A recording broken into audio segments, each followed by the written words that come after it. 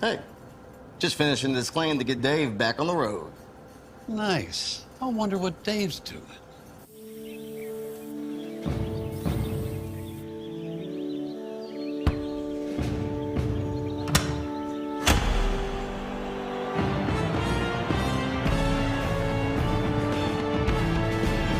You do your thing. We've got you covered.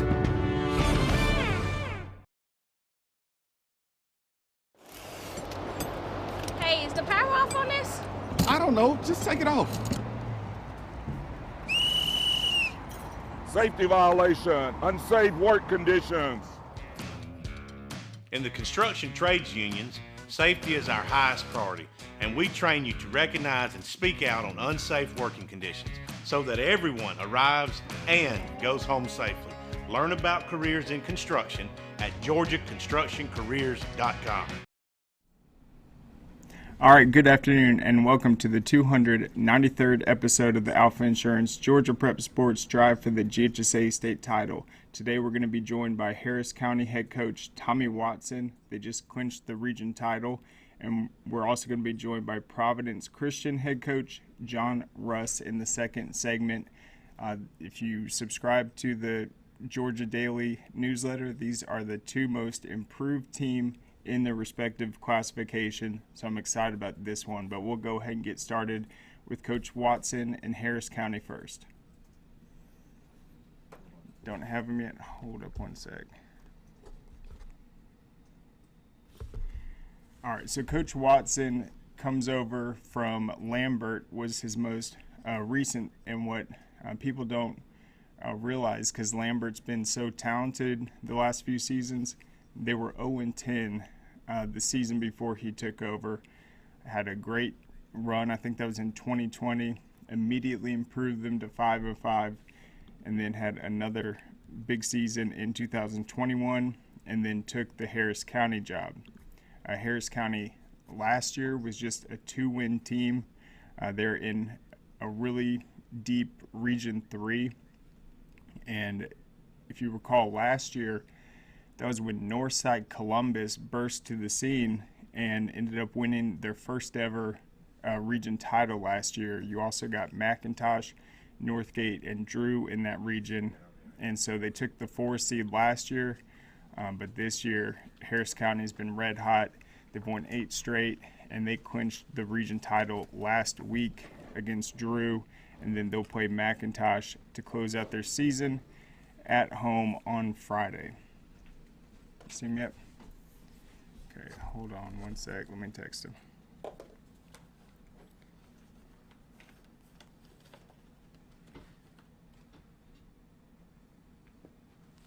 All right, let me just read a little bit more about him.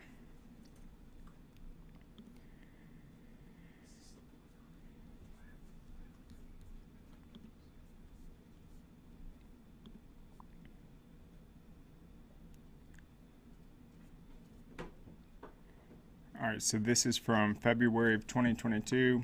Tommy Watson has been named the head coach of Harris County High School. He comes from Forsyth, where he was the head coach at Lambert for the past 2 seasons. Prior to Lambert, Watson coached at Lowndes from 2015 to 2020. He also spent time at Valdosta and Upson Lee.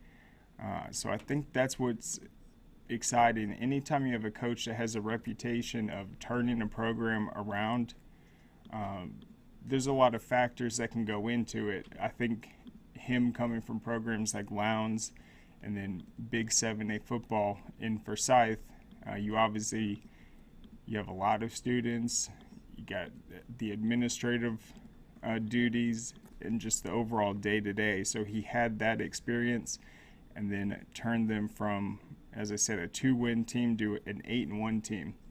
So this season, they opened the year against Troop.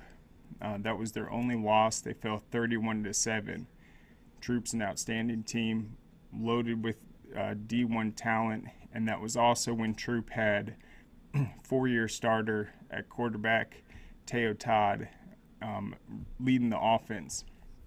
Teo Todd got hurt shortly after that, but still, that was a really tough team to open up with. State championship contender in 4A. So after that, they beat Russell County, an Alabama school, 30-27. They got wins over Shaw, Howard, Hardaway, and then the big victory right before region play, they beat Sandy Creek 28-19. So then they took on the defending region champs Northside Columbus in their opener, won 27-7, topped a great Northgate team 35-13, and then in the latest victory, 32-0 over Drew. McIntosh last year won this game 21-17. And so if you look at the improvement from last year to this year, they are plus 23.06 points per game. That is how dramatic the plus difference has been. If you look at every team in the state on who is the most improved, the only team that is higher than the 23 points by Harris County is Douglas County at 24.23. Among the other most improved, you have Peachtree Ridge at 20 points. You have Spalding in 4A at 21.96. And then Portal in Class A Division II. So they are the second most improved in the entire state. A significant result for sure. So let's look at their latest win. See who stepped up. That was their first shutout of the season. All right, their quarterback, senior Levi Watson, efficient day, 6 of 10 passing, 129 yards and a touchdown. And then he also had 4 carries for 11 yards. Their senior running back, Walker, had 8 carries for 103 yards and a touchdown.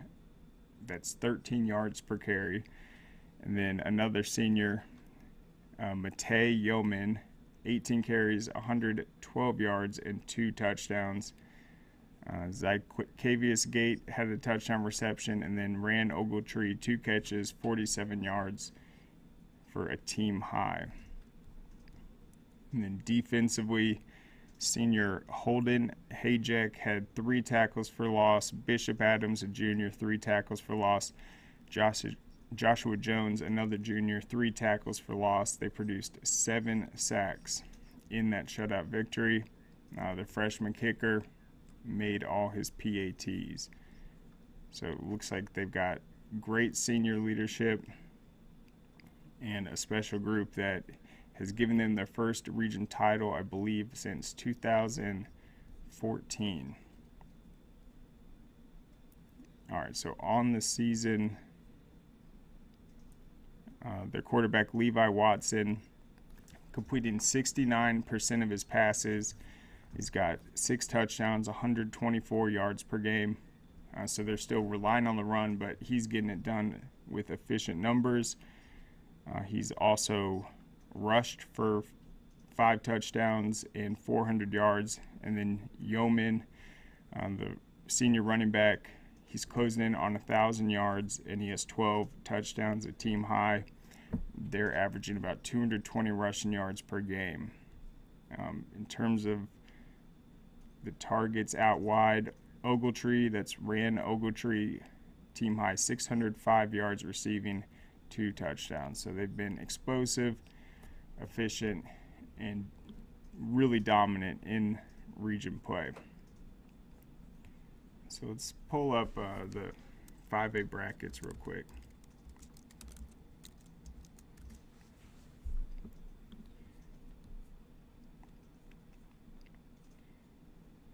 And then, last year they got matched up with Decatur in the first round. Lost a close game in that one. I'm going to see who they're going to play in the first round this year.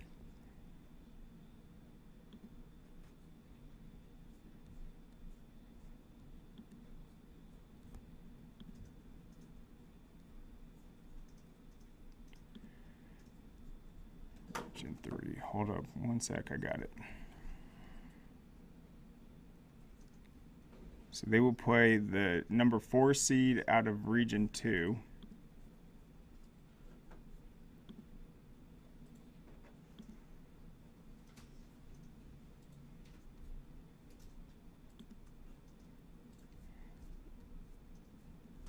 That looks like it's going, man, in Region 2, that's the tough one. So that will come down to whoever loses the Ola and Dutchtown game this week is going to have to travel to Harris County. And so, I mean, that was a big region to come out of because the number 2 seed's going to have to play the winner of Ola Dutchtown. The number 3 seed's going to have to play Jones County or Warner Robins. Probably Warner Robins. I think they've clinched. They don't have them down as clinched, but they have. Do we have Coach Watson? Awesome. Yes, sir. Well, Coach, thank you so much for coming on. I was just going over the fact that this team has really improved last year in terms of just the production. You've got a really tough region you're in. Northside Columbus took it last year. What have you seen so far just capturing the region title? You know, it dates back to basically we got beat here in the playoff. We golf to kind of rehab, weight room and inventory stuff. And that third week, third round playoff, man, we went to work and done what I loved and what I learned down at Baton, what I learned at Lowndes, and what I did at Land. I basically picked that weight room up and dumped it on top of those players we got and told them the ones that come out, it's going to be Tigers. And it really paid off for us. That's right. And so you had the reputation of being a coach that can turn a program around. You did it at Lambert, but how were you able to do it just immediately at both these last stops? Well, sure, man. Last year we finished 2-8. Went on the road and played Decatur, who was a 1 seed, and I felt like after the game we should have won the game. If you take it away from that game, but that was kind of the start of our season. My first year here, we were 2-8, but man, in 3 of those 8 games we lost, we had to lead in those games with 3 minutes to go in the games, and finding a way to win them. We was finding a way to lose them. We were young, man. We didn't have but 3 or 4 seniors playing. I think we had 8 sophomores playing and a lot of juniors. So we felt good with that. If we had a really good all season, we could turn this thing around and have a really good football team, and it's worked out in our favor so far this year. But it's just a recipe that honestly, man, I learned from who, in my opinion, is going to be 2 Hall of Fame football coaches. I worked for Rance Gillespie at Valdosta High School, and then I worked for Randy McPherson, who I feel like is going to be a Hall of Fame coach in the state of Florida and Georgia. And, I just took recipe, and the last I've been at, we were like 102 programs around, but it wasn't just me. It was the coaches, the administration, all the players involved, all the ends. It's just been through hard work, to be honest with you, hard and physicality. Yep, and I was talking about your region last year. Northside Columbus took it. I think that just shows how deep this region is overall. I think Northgate looks like they've taken a leap from last year. You're going to play McIntosh coming out, but what have you seen from your defense in region play as the playoffs are closing in, just being able to get the shutout last week and really hold these physical teams just to low scoring? Yeah, that's one thing that I learned from Randy Mack, that is defense wins championships, and the best players at Harris County play defense, and we take pride in defense. And I'm not sure, but I think we've only given up on an average through 9 games like 17 points a game. And I think if you take the troop game away, it's been more like 14 points a game. So we take pride in playing great defense and by playing physical and affecting the ball. And I like our defense. I mean, our defensive box is really, really talented. They're really physical. Our secondary is pretty athletic, but we keep everything very simple. And, we don't do a lot of multiple different things on defense. We just like to play fast and physical, and we do that by keeping it simple. Yes, and then, in region play these last few weeks, the last 3 games, it's just, I think, 7 points per game. These are teams that have definitely lit up the scoreboard a lot. So, have you just noticed the tackling, not giving up the big play? You said keeping it simple, but, how has the defense just come together as a unit? Well, I mean, it's got, our defensive line is again, they're very fast and they're very physical. I mean, our two defensive ends, I mean, honestly, they can both run 4.75s or better. Our two tackles are big physical kids. We have two seniors that are inside linebackers, and they just care about each other. And they play well together, man, and they communicate. And on the other hand, now, make no mistake about it, our offense protects our defense. That's another thing I learned from Randy Mack. I mean, I know this year alone, we've had, 4 drives that were 15 plays or longer. So, a good amount of time they over there sitting on the sideline cheering on our offense because of how our offense is built. But when we put them like against Northgate, we put the defense in bad situations after halftime. They had the ball at the 40-yard line going in 3 different times after we, didn't play well. We fumbled on offense and we shanked 2 punts. And, shoot, man, they bowed the neck and held them to 2 field goals. So, I don't know, man. It's just a great group of guys that, again, have put in the work in the weight room, put in the work this summer on the, during OTAs, and they just like to hit, man. I'm telling you, they're physical. If you ever get to watch Harris County play, you're going to say, oh, my, they look like an old football team. That's what I like to hear. Old school football team. Yeah, we're going to be watching. And a guy that looks like he's made plays both sides of the ball, Rand Ogletree. You mentioned he was part of that sophomore class last year. He's a junior now. Huge games running the ball, and then he's produced a lot of turnovers defensively. Yeah, he's probably leading our defense in turnovers. I think he, against Northside, for example, he had 3 picks. And he's just kind of a ball hawk in the secondary that will come down and hit you as well. And then he plays about every snap. Then he lines up at wide out. He's our best wide out. When we throw the ball, most time he's our favorite target. And so he's just one heck of a football player, man. Glad we got him back for another year for sure. Yep, and so you talked about how the offense has complemented the defense. How has that just improved throughout the season where you guys really feel comfortable at any point in the game just knowing that both sides of the ball are working together? Yeah, I mean, it's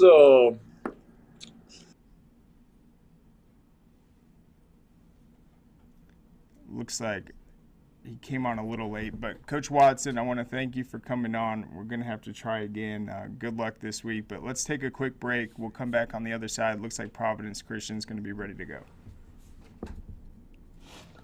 Hey, does it matter if this leaks? It don't matter to me. Can't see it from my house. Illegal use of hands, improper training. GeorgiaConstructionCareers.com has 14 different highly skilled trades with tuition-free training in our certified apprenticeship programs to train you the right way. Find your career at GeorgiaConstructionCareers.com.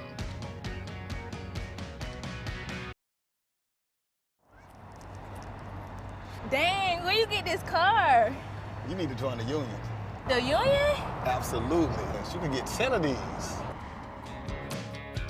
Union construction workers earn the highest wages with the best benefits and the most protection in the construction industry.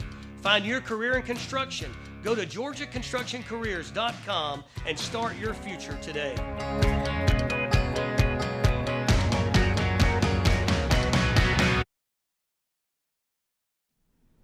All right, welcome back. So we're going to try to catch up with Providence Christian up next. We'll see if Coach Russ is ready. Hey, Coach, how's it going?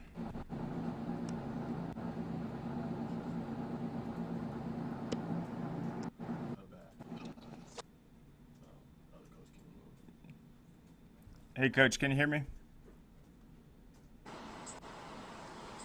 Coach Russ, you there? Yes, sir. Awesome. All right, well, thank you so much for coming on. So what a great season you guys have had. I mean, pretty much in uncharted territory at this point. It's a fairly new program, but I mean, what has this season been like? Just the success you guys have had and just kind of building that reputation for the program and a big step forward. Yeah, it's been great. The kids have just kind of believed in the culture that we're bringing here.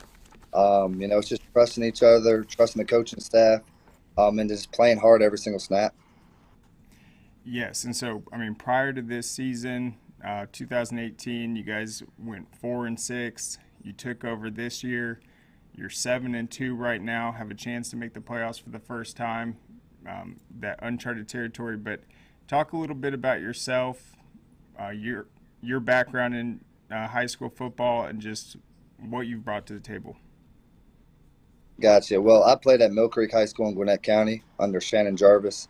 Started 3 years there, and then after that, I got offered a scholarship to go play at Mercer University in Macon. Started there, 46 games to open up that program. Started quarterback there. After that, I went straight into coaching. Worked as a graduate assistant at Georgia State under Sean Elliott. Did that for a year, and then was at Cherokee Bluff High School in Hall County as a quarterback coach. And then after that, I was the Hebron Christian Academy offensive coordinator under Jeff Saturday. And then spent 2 years in college at Mercer as the running backs coach in 20 and 21. And then last year I was at Tatnall Square Academy as the assistant head coach and offensive coordinator. Right. It's kind of my background. And bringing to the table, man, just a bunch of good guys around me. Honestly, I have a great staff of really, vet coaches that helped me, in my first year as a head coach as a 29-year-old. Yep, it is your first time as a head coach. You played quarterback at Mill Creek, so you're definitely familiar with big-time Georgia high school football. But what was the message to the team before this season? Your new coach, what were the goals you kind of set out for them? I'm always a big goal guy. I want to make playoffs. I want to win a region. That's kind of who I am. I don't care what the past has. When you limit yourself, I think that hurts a team. And our slogan is trust, which stands for teachable, relentless, uncommon, selfless, and thankful. And I kind of just push that into them, man. Just trust me. Just keep working every day and trust me, and you'll like where you're at after 10 weeks of the season. And you mentioned you're a quarterback, so got to ask you about your quarterback this year, just what you've seen from him and just leading this offense that is really having a ton of success, 46 points per game. He's done a great job. My quarterback coach at Mercer was Trey Lamb, and he would always tell me, man, quarterbacks are just orchestrators. We're just getting the football to the guys in space and letting them do their thing. And he's done a great job of being accurate and making the plays he needs to make. That's right. Is it Clausen? Clausen. All right. So he's got 27 touchdowns, 5 interceptions. What was the biggest thing you worked with him this offseason? And then kind of what month did you get there, and how did you just help prepare him to be the orchestrator? It's simple, man. It's just we're a spread team. So it's, putting our slot receiver in a good position to make a play with, a bubble.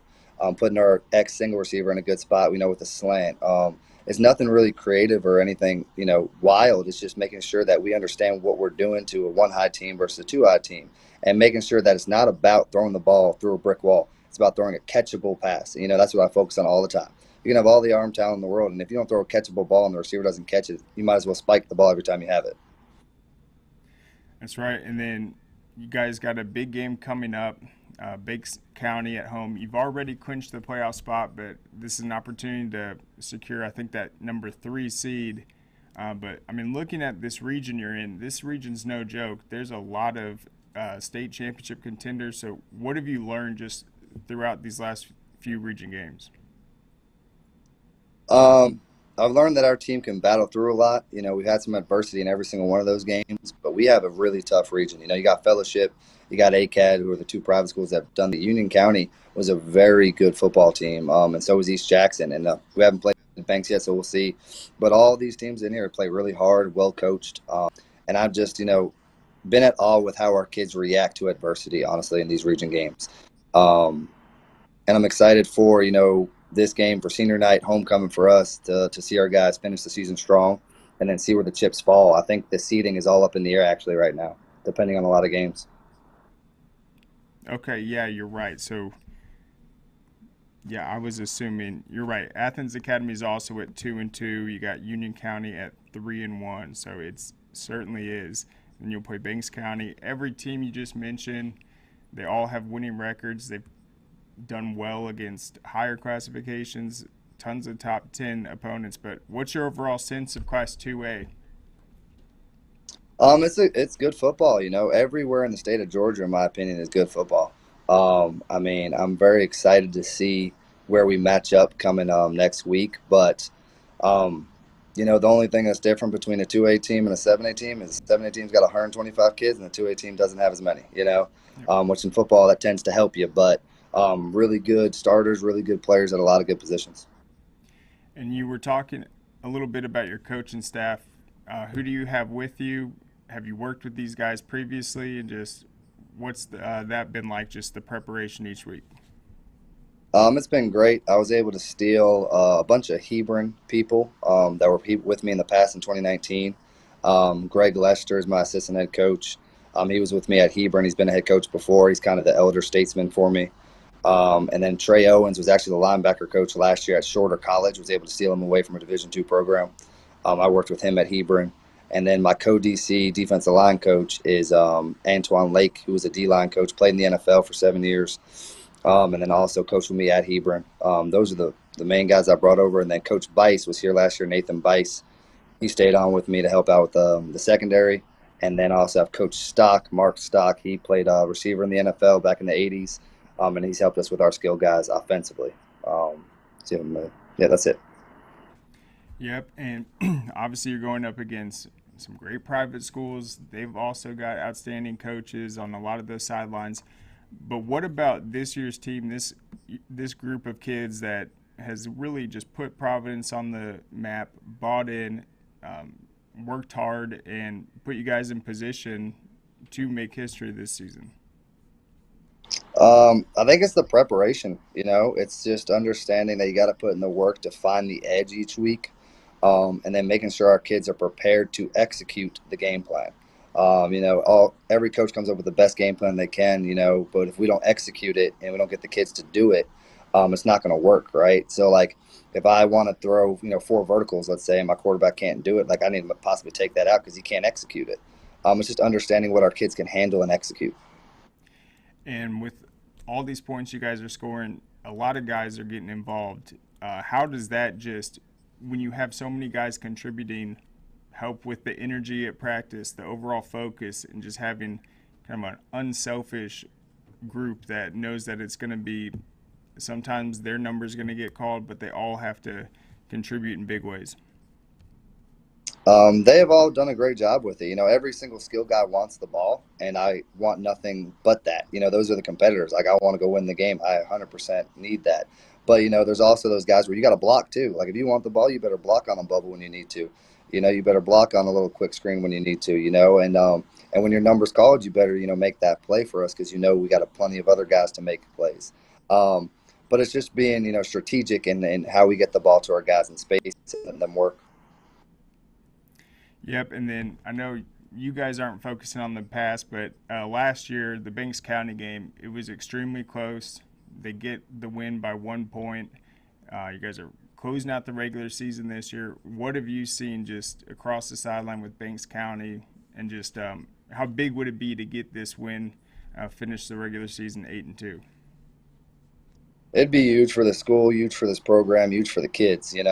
To be 8-2 from last year where it was 2-8 would be huge, and it's not going to take anything crazy. We just got to do what we do. Just like every game, I tell them that. No matter what game we're in, we don't need a Herculean effort. You need to just do your job, do it at a high level, and execute at a high level. And if you do that, you give yourself a chance against any team. Yep, and obviously you have a coaching network, but this is a program where a lot of the kids probably haven't had a spotlight on them or gone to the next level. I mean, what have you heard just from people taking notice of the success you guys have had this year, seeing the film, and just recruiting guys from the program? The other coaches in the region just said, we're doing a good job here. We're playing hard. And, that's the biggest compliment I can have when we play someone. They're like, hey, kids are playing really hard, and they play, 4 quarters of football, even if they make mistakes. That's all we're trying to do here. And I hope, everyone's taking notice to what we're doing, but honestly don't care about that, man. Like, I just want to win football games. I want to love up on the kids, and I want to build a bond with them. And then what was it about your time at Hebron Christian, also a private, was that the first private school you coached at? Yes, sir. And how was that different, just administratively, or just the coaching role being at a private school versus a big public one? I love, the Christian aspect of our school. Working at a private school, at public school, you can kind of have it there, but, at a private Christian school, it's right it's the first thing, right? So we're a covenant academy, meaning that, someone in the family has to be a Christian for you to come to Providence. And I love that part of our school. So it's kind of the message I have to the kids. I can keep it, Bible centered and make sure that they're bought into what we're doing, and keeping, our Christian at the forefront of who we are. And then last question, just how do you determine the team captains? Do you hold like a team vote, or who have those guys been? Yeah, so it's a team vote. That's the way I've always done it everywhere I've been, man. Like, I don't want to choose a captain. I want the players to vote for their team leaders. I think it's one of the best honors you can have when your peers vote you in as a captain. So our captains this year would be Quinn Slaughter, number 1, who's 1,900-yard rusher this year. Caleb Lee, number 3, he has 940 yards receiving. Then Ben Clausen, our quarterback, who's 2,200 yards passing, 27 touchdowns, right? And then our starting right guard, Carlton Levy, who's done a great job blocking for us all year, just like the whole offensive line has. Awesome. Well, Coach Russ, thank you so much for coming on. Congrats on what the team's been able to do so far, and best of luck this Friday and into the playoffs. All right, thanks, man. Thanks for having me. You bet. All right, so there goes Providence Christian. Great head coach, an exciting year for them, and I think you saw with both those programs. You look at what schools are really making a difference in 2023, building a strong foundation, heading in the right direction. Those two are obviously top candidates right there. So let's take one more quick break.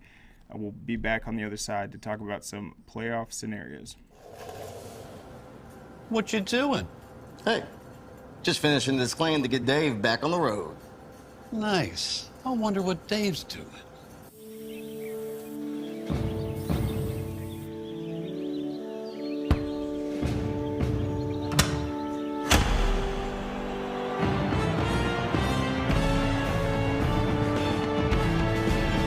You do your thing. We've got you covered.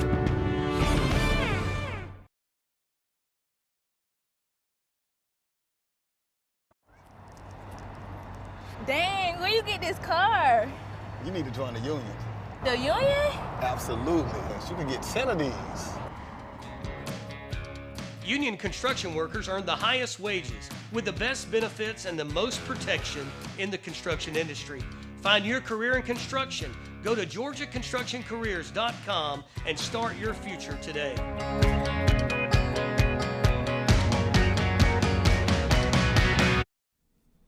All right, welcome back. So we're going to fly through this, and then we'll close out talking about the latest composite rankings. But starting in 7A, this is who has already determined a playoff position, and then what games will finalize the seeding. So starting in 7A, Region 1, you have Colquitt, the number 1 seed, Valdosta, the number 2.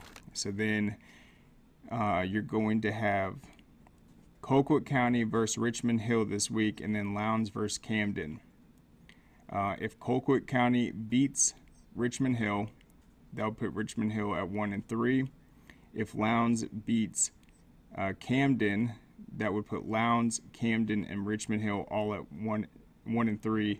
And then if Camden wins, Lowndes is out. So Camden versus Lowndes. Lowndes will be winless in the region because they lost to Richmond Hill. So a Camden win would put them at number 3, Richmond Hill at number 4. If Richmond pulls off the win over Colquitt, that could put them at number 3. But at this point, it looks like Camden Lowndes, that's really going to determine it.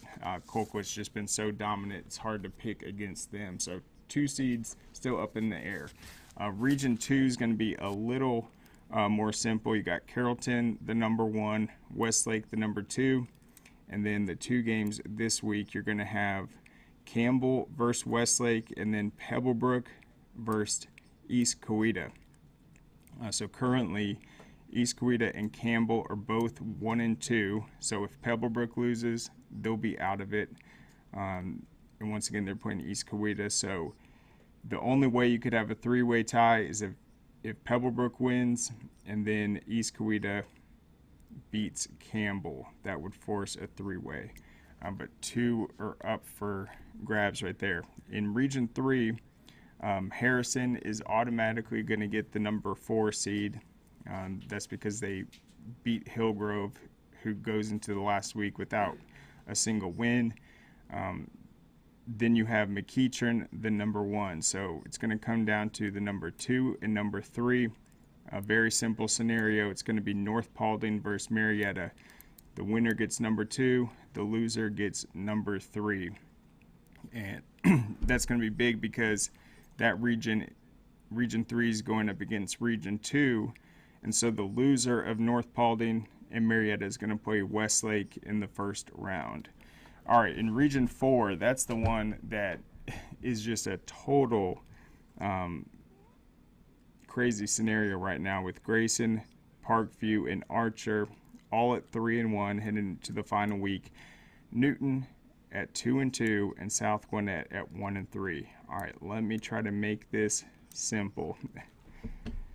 So Archer, so out of the 3 teams that have just 1 loss, that are all tied, Grayson, Parkview, and Archer. Parkview's loss was to Archer. Grayson's loss was to Newton. Archer's loss was to Grayson. And then Newton, who has 2 losses, that was to Parkview and South Gwinnett because Newton did beat Grayson. So this week you're going to have Archer against Newton, Parkview against Grayson, and then South Gwinnett against Brookwood. So if South Gwinnett beats Brookwood and then Newton loses to Archer, South Gwinnett is going to get the number 4 seed. If Parkview beats Grayson, the winner will get the number 1 seed.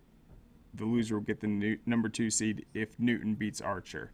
If Archer beats Newton, they will be cheering for Parkview to beat Grayson because an Archer win over Newton would put them at 4-1.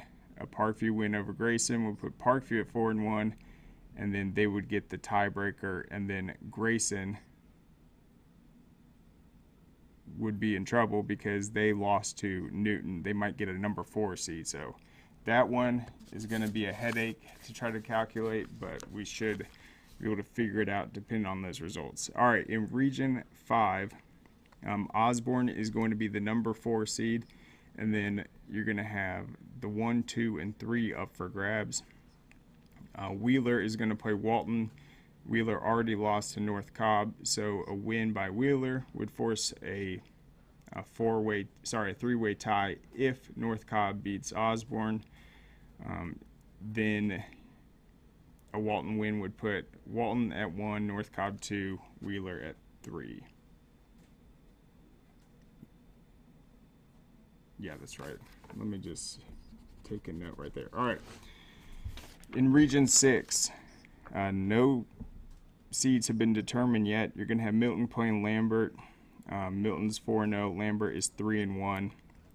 This is a big game for Lambert, though, to potentially try to get an upset because Lambert already lost to West Forsyth.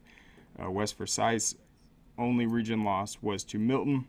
So if Milton beats Lambert, West Forsyth's going to get the 2. Lambert's going to fall to 3.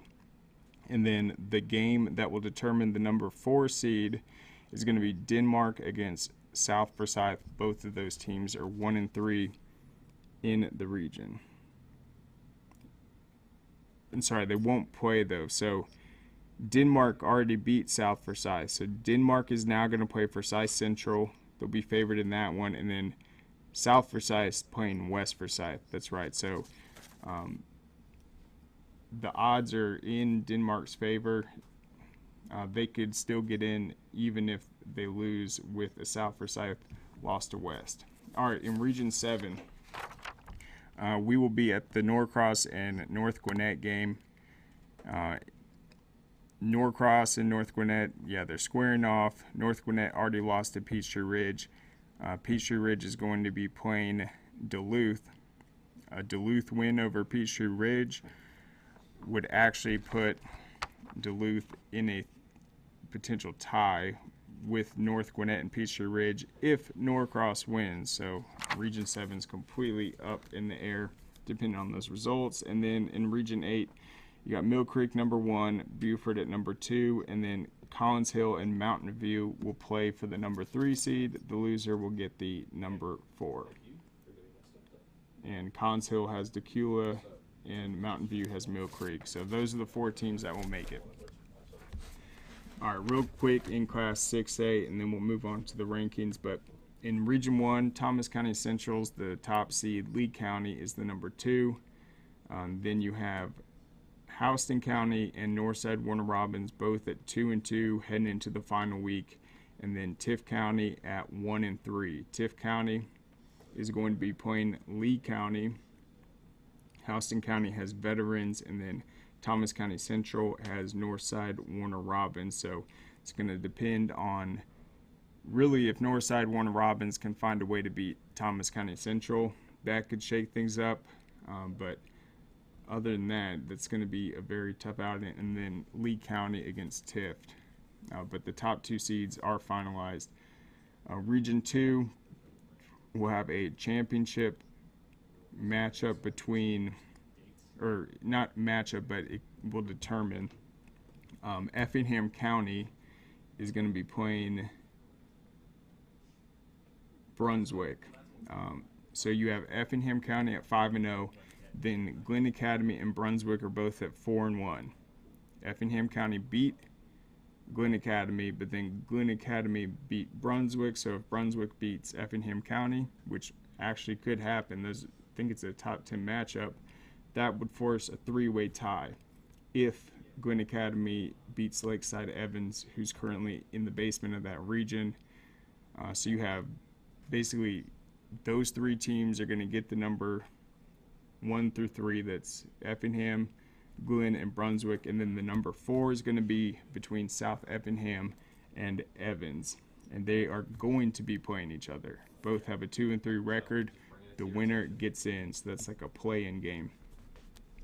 All right, in Region 3, Woodward Academy is the number 1, Mundy's Mill is the number 2, and then you have a real simple scenario for the 3 and 4. It's going to be Jonesboro against Lovejoy. The winner will get the number 3. The loser will get the number 4.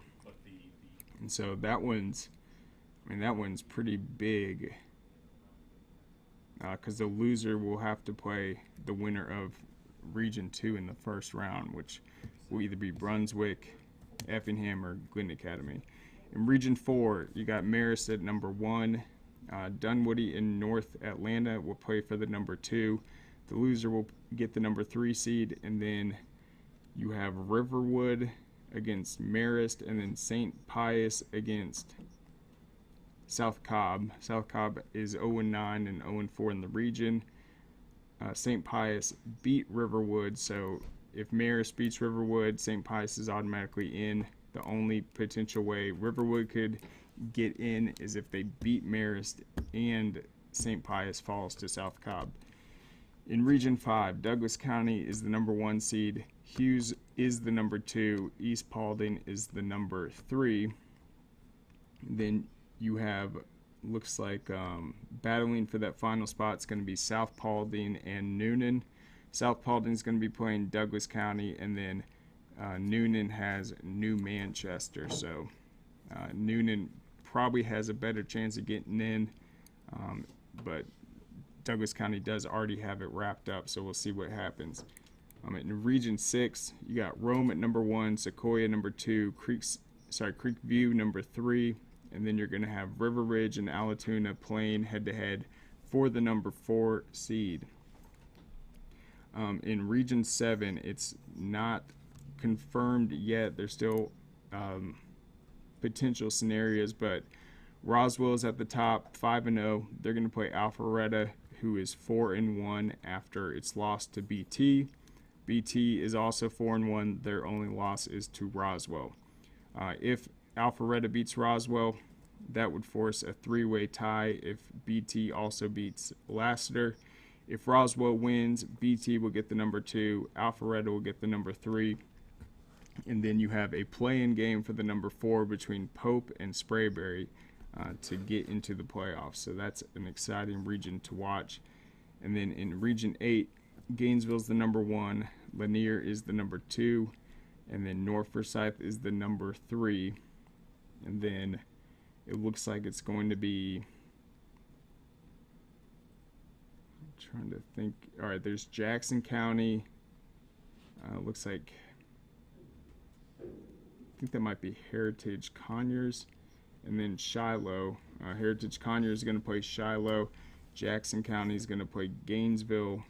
So a loss by Jackson County would keep them out because Heritage does have the tiebreaker over Jackson.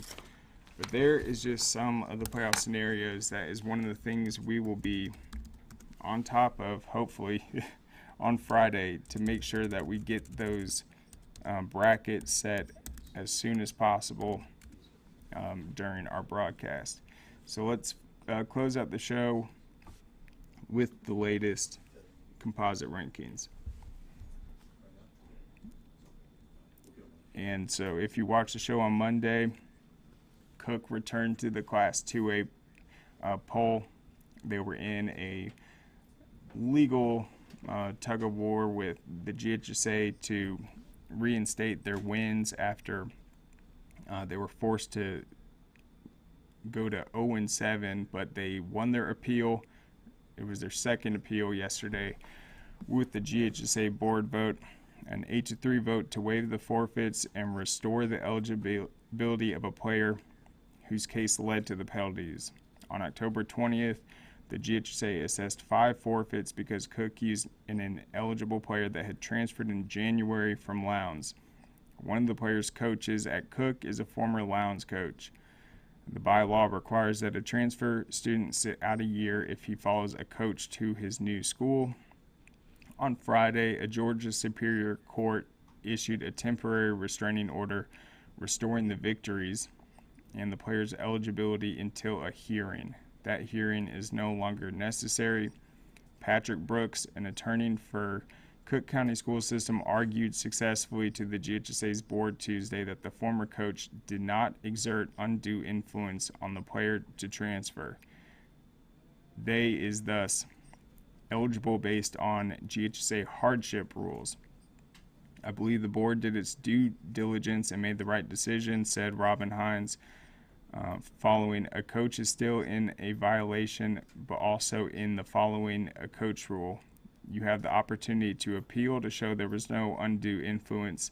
The hardship appeal should have been filed a long time ago, and I think Cook learned a lesson from that. The board denied Cook's appeal to waive a $250 fine for failing to file eligibility on the player before allowing him to participate. So looks like it paid off for Cook, and they are back in the conversation. They had a big win over Fitzgerald that crowned them the region title. So just a crazy season. A couple weeks ago, they didn't know if they're going to even make the playoffs. Now they got the wins back and are heading into the playoffs as a number 1 seed. All right, looking at 7A real quick. Let's see if there were any changes last week. Grayson moved up to number 6 after its win over Archer. Norcross moved up to number 7. They improved to 8-1 with a big win over Peachtree Ridge. And then also represented in the votes, you got Parkview number 8, Westlake number 9, Newton dropped all the way to 10, Milton comes in at 11, and then North Cobb gets 1 vote from 680. Milton, they were number 10 in the Score Atlanta poll and the GPB. All right, in 6A, Thomas County Central held on to number 1 after its very close win over Lee County. Gainesville is at number 2, just behind them. And then Douglas County comes in at number 3. The Score Atlanta poll actually bumped Douglas County up to number 2 this last week. But they're still a couple behind Thomas County Central and Gainesville with 50 votes. All right, Hughes comes in at number 4. They moved up a spot. Rome also moved up a spot to number 5 after Lee County fell to 6. And then Roswell is at 7, Marist 8, Houston County 9, Woodward Academy 10, and North Atlanta also got 1 vote from the Max Preps poll. Their only loss is to number 8, Marist. All right, in 5A, Coffee returned at number 1. Creekside is at number 2. That's a 56-51 difference. Cartersville closed out its perfect season, 10-0. They fall at number 3, just ahead of Jefferson, who can cap a perfect season this week against Eastside.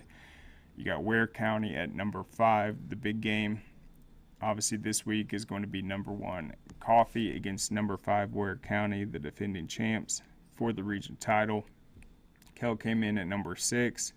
Hiram at 7, a tie for 8th between GAC and Warner Robins, and then Harris County cracked the top 10 for the first time at number 10 after Calhoun dropped out of the poll with its loss to Cass. Also receiving votes, Eastside, Dalton, and Mays. All right, in 4A, you're going to see Spalding move up this week after its win over Perry. Perry's quarterback, Coulter Ginn, was out in that game. They struggled. They still ran the ball well, but Spalding was able to get a lead early and close it out in control the entire game. They finished 10-0. Perry still has 1 more game. Bainbridge is tied with Spalding at number 3. You have Stockbridge rising to number 5, and 680 has ranked them for the first time this season at number 9, so that is good right there. Central Carroll moved up to 6. Troop moved up a spot to number 8. Cairo is at 9, and then Stars Mill made the poll this week at number 10. And then you also have Burke County, Stevenson, and LaGrange getting votes. I think all those teams are top 10 material. It's looking very deep in 4A. All right, in 3A, I think Carver Columbus might be a little underrated. They're at number 9. Thomas County Central fell out of the poll after its loss to Crisp County, which debuts at number 10. And that was a pretty big victory, by the way. Thomasville beat Crisp 44-0 last year, and then Crisp beat them by 40 points this year. So they come in at number 10, but they are definitely a team that can shake up 3A. All right, in Class 2A, I don't see any changes. Callaway is once again in the top 5. They are at number 4 this week. I think Callaway is a team that can contend for a title in 2A that hasn't gotten enough credit. All right, Class A Division I, Commerce moved up to number 2 after its thrilling overtime victory against Rabun County. Elbert County comes in at 6, Rabun at 7, so that region is the most well represented. Swainsboro dropped from number 2 to number 4 after falling by a point to Bleckley County, which rose to number 3. And then in Class A Division II, you have Schley County at number 1, and then a 3-way tie between Manchester, Bowden, and Clinch for number 3. And then that puts Macon County at number 5 to round out the top 5. So there you have it with the composite rankings and some of the playoff scenarios, but I've obviously got to go over some of these other classifications so we can be as fast as possible on Friday. Please go to scoreatl.com. You can check out the volleyball state championship preview. There's some exciting storylines for sure. One of which is, I think it's Pace Academy has a chance to become the first school in state history to win 7 straight volleyball state titles. Walton has won 15 all time. That's the most, but no team has ever won 7 in a row. So that would be quite an accomplishment, especially considering that it has happened in different classifications pretty much every year as that cycle goes through. But we have all those storylines there, and you can check it out at scoreatl.com. But we'll be back tomorrow with Keeping It Real with Najee Wilkins. Please go to the Score Atlanta YouTube page. We have all the content there. You can watch last week's game. You can watch every broadcast. And please subscribe to the account.